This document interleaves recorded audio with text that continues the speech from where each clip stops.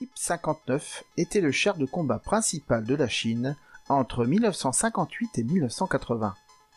C'est la version chinoise du T-54 de l'URSS, mais de fabrication entièrement locale.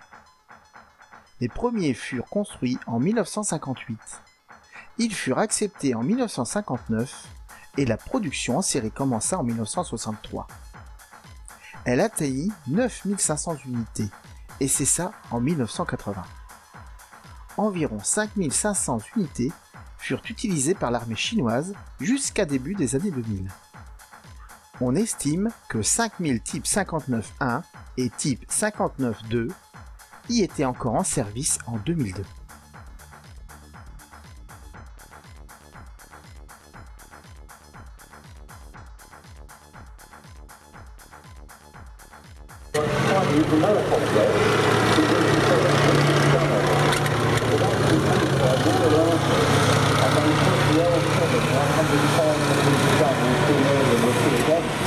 Driving around the museum. Most countries that have bought the Type 59 would like to upgrade. Right, it's very limited ammunition. Yeah, the drivers are not too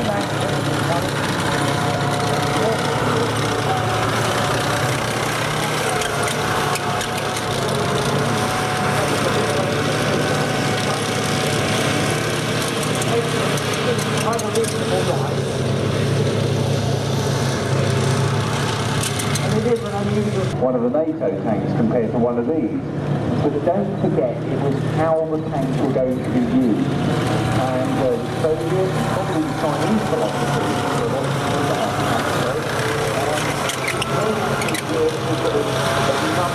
get the numbers of tanks out there, and they're designed very much to support the type of warfare and how they wanted to fight wars, rather than how we think.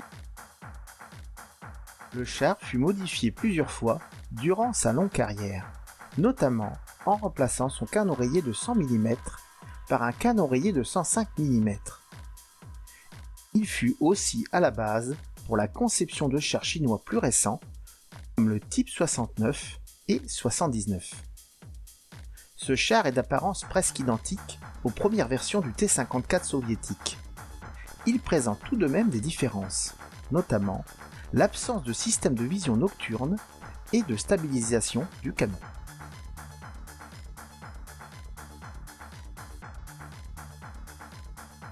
C'est un tank conventionnel d'après-guerre, avec le compartiment de l'équipage à l'avant, le moteur à l'arrière et la tourelle en dôme au centre. L'épaisseur du blindage varie de 99 mm à l'avant à 20 mm en dessous et celui de la tourelle de 100 à 39 mm. Le conducteur est assis à l'avant gauche, juste sous sa trappe d'accès, qui s'ouvre vers la gauche. Il dispose de deux périscopes qui lui permettent de voir devant et un peu à droite. Le chef de char est installé dans la tourelle avec le canonnier et le chargeur. Sa trappe se trouve à gauche de la tourelle. Le canonnier assis devant et en dessous de lui. Le sol de la tourelle ne tourne pas, ce qui complique la tâche de l'équipage.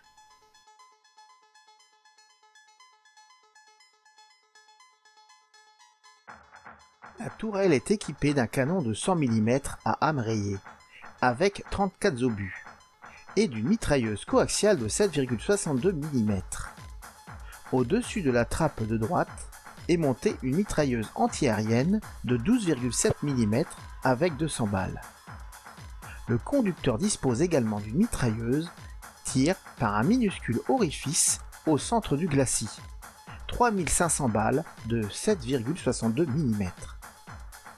Le mécanisme de la tourelle est probablement comparable à celui du T-54, qui lui permet de faire un tour complet en 21 secondes. Les toutes premières versions du Type 59 avaient un système de hausse manuel, plus tard remplacé par un système électrique permettant une hausse de plus 17 à moins 4 degrés. Les modèles plus tardifs possèdent aussi une stabilisation verticale qui permet de tirer en roulant. Un système de vision nocturne fut aussi installé, avec des périscopes infrarouges pour le chef de char, le canonnier et le conducteur.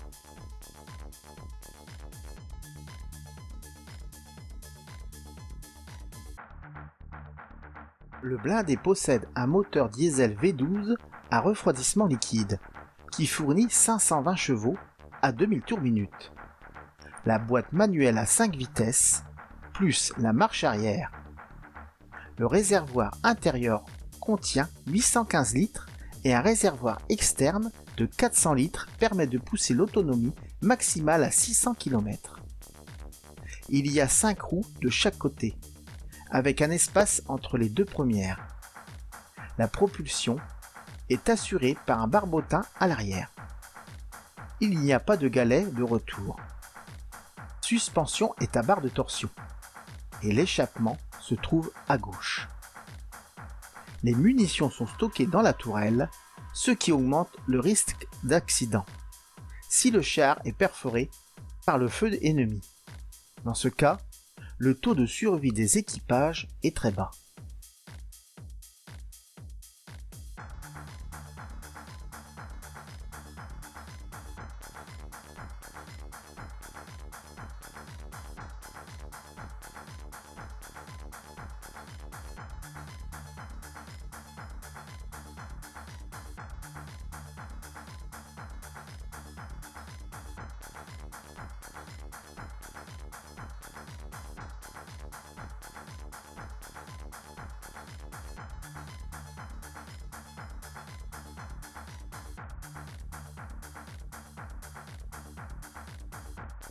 Après la signature du pacte sino-soviétique début 1950, les soviétiques aidèrent la Chine à construire une usine de chars T-54A, inaugurée en 1956.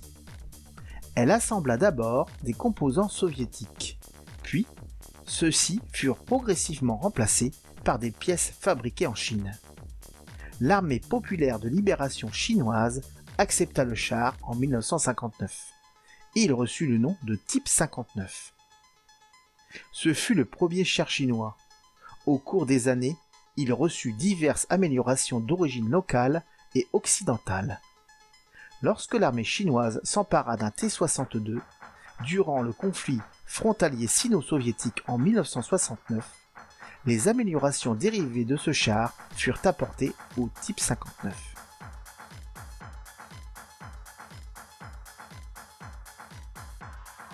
Le char a pour nom de fabrication WZ-120.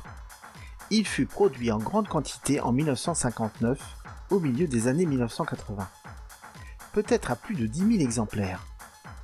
Comme son successeur le Type 69, il fut largement exporté. On estime qu'il en reste à ce jour 5000 dans l'inventaire de l'armée populaire de libération, utilisé surtout pour l'entraînement et des rôles de soutien. Ils ont été remplacés comme chars de bataille par les Type 96 et Type 99. Les Type 59 ont subi lourdes pertes à la bataille de Longeewala contre les avions bombardiers en décembre 1971, lors de la Troisième Guerre indo-pakistanaise. Ils furent aussi engagés à 400 exemplaires dans la guerre sino-vietnamienne. Type 59-1 est une version améliorée avec un canon à âme rayée Type 69-2 de 100 mm, télémètre laser, servosystème hydraulique, système de tir et extincteur automatique. Plusieurs versions différentes par le blindage et le système de tir.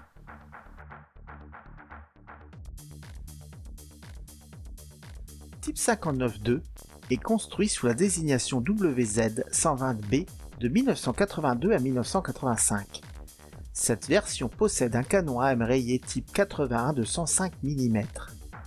Une copie du Royal Ordnance L7 britannique, fournie par l'Autriche, est reconnaissable à son extracteur de fumée situé au milieu du canon. La radio est aussi nouvelle et le système de tir amélioré.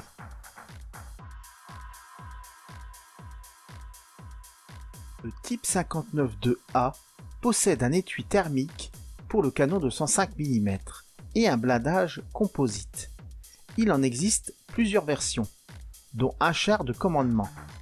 Le BW-120K est équipé d'un canon chinois à âme lisse de 120 mm, aux performances comparables à celles du M256 américain.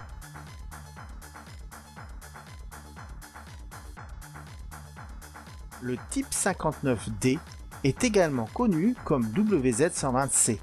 Le type 59D fut développé dans les années 1990.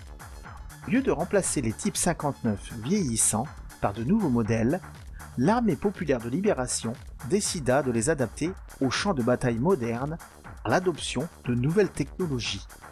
Le char possède un blindage réactif, un nouveau canon, un système de vision nocturne passive et un nouveau système de tir. Le moteur est aussi remplacé par un moteur de 580 chevaux.